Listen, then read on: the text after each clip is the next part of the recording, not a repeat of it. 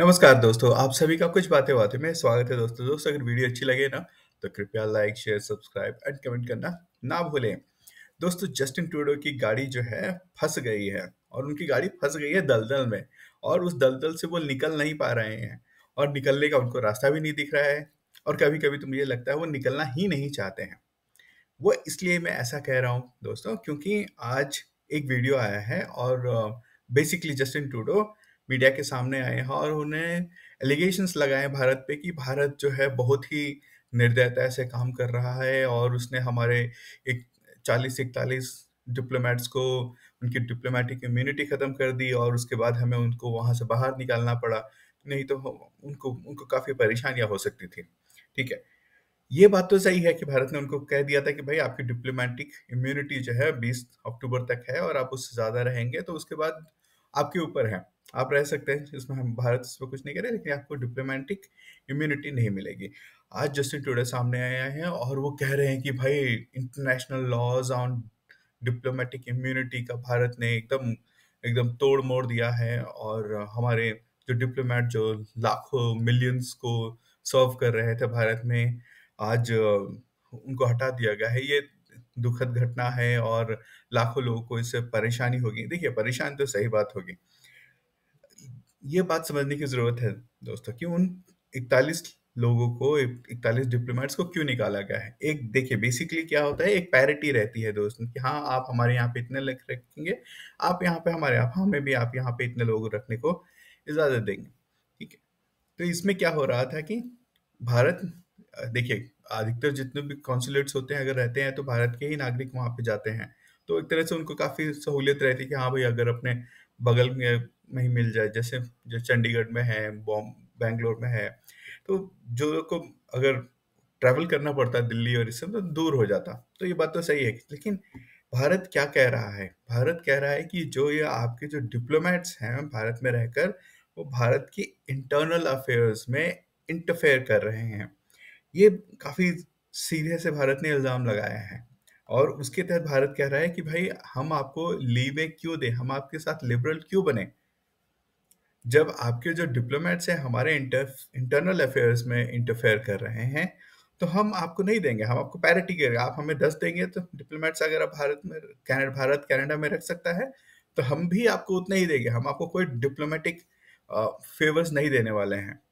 तो भारत ने सीधे-सीधे कह दिया है। इसी के साथ एमईए का जो स्पोक्स पर्सन है उन्होंने भी कहा है। ठीक है, क्योंकि इससे पहले जस्टिन ट्रूडो के आज रोने से पहले उनकी जो फॉरेन अफेयर्स की जो मिनिस्टर है मेलेनी जॉय, वो 19 तारीख को पहले आके सेम चीज वही रोक के जा चुकी हैं।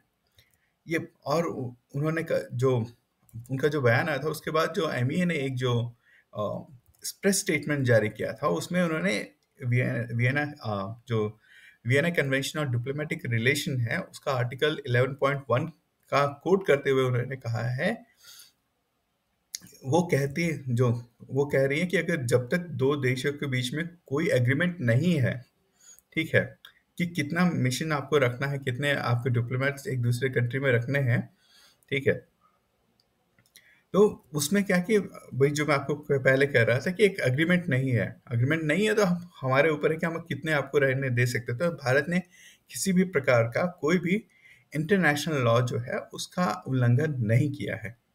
जो जस्टिन ट्रूडो जो आज रो रहे हैं, वो वो गलत रो रहे हैं। उनको मुझे नहीं लगता है कि उनके पास कोई ऐसा औचित्य है कि जिसके जिसके लिए उनको रोना चाहिए आज। और ये जो पूरी जो कहानी है वो पूरी की पूरी उनकी बनाई हुई है। बिना एविडेंस के जस्टिन ट्रूडो ने भारत पे इल्जाम लगाया कि भारत ने निज्जर को मरवाया। लेकिन भारत ने कहा कि आप प्रूफ दीजिए। इवन जो कनाडा की जो क्या बोलते हैं अलाइज है, इनफैक्ट फाइव आइज कही जाती है, जो कि बेसिकली 5 कंट्रीज है जो कि आपस में इंटेलिजेंस शेयरिंग करती हैं।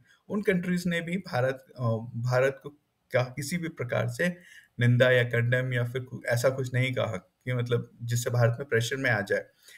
वो भी शायद इस बात को जानती हैं कि भाई आप बिना एविडेंस के आप लोगों पे एक देश पे इल्जाम लगा रहे हैं। ठीक, तो उसके बाद मेरे ख्याल से जस्टिन ट्रूडो को शायद समझ जाना चाहिए था कि हाँ भाई वो गलत रास्ते पे है, और अब उनको अपना कोर्स करेक्शन करना चाहिए था। लेकिन जस्टिन ट्रूडो कहीं से भी अपना कोर्स करेक्शन नहीं कर रहे हैं। उनकी जो कनाडा में जो रेटिंग चल रही है वो ऑल टाइम लो पे चल रहे हैं। लोग उनको, अगर उनको शायद मौका मिले अभी हटाने का तो वो उनको अभी हटा देंगे, लेकिन जब हटेंगे तब हटेंगे। लेकिन मैं तो ये कहना चाह रहा हूँ कि जस्टिन ट्रूडो ने भारत कनाडा के रिलेशन को एक ऑल टाइम लो पे लेके जाके बैठा दिया है, और वहां से ऊपर उसको उठाने में बहुत समय लगेगा। अगर आपको वीडियो अच्छी लगे तो कृपया लाइक, शेयर एंड सब्सक्राइब करना ना भूलें दोस्तों। फिर मिलते हैं। धन्यवाद दोस्तों।